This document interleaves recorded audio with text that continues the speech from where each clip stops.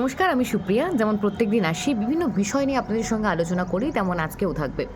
আজকের আলোচনা পর্ব দেখুন, এসআইআর নিয়ে প্রত্যেকটি মুহূর্তে প্রত্যেকটি স্তরে উত্তেজনা হয়েছে, উত্তেজনাকর পরিস্থিতি আমরা দেখেছি। সেখানে দাঁড়িয়ে শুনানি কেন্দ্রই হোক বা খসড়া ভোটার তালিকাই হোক, কিন্তু আখেরে এসআইআর প্রক্রিয়াটা করার মাধ্যমটাই ছিল ভোটার তালিকার নিবিড় সংশোধন। কিন্তু এই নিবিড় সংশোধন করতে করতে কোথাও গিয়ে একটা রাজনীতির এজেন্ডা হয়ে দাঁড়িয়েছে।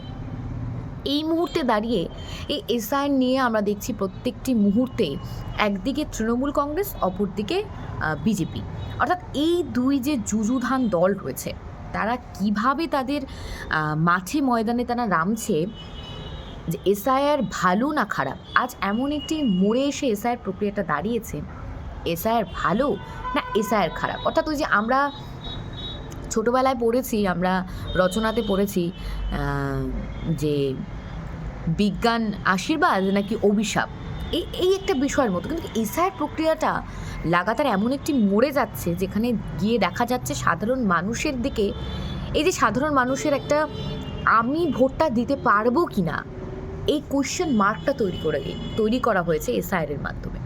এসআইআর হচ্ছে, এসআইআর নির্বিঘ্নে হওয়া উচিত, এটা সকলেই চায়, কিন্তু এসআইআরের মাধ্যমে মানুষের এই কোশ্চেন চিহ্নটা দেখা দিয়েছে যে এসআইআরের মাধ্যমে, অর্থাৎ চূড়ান্ত তালিকা পেশে কি আমার নামটা থাকবে।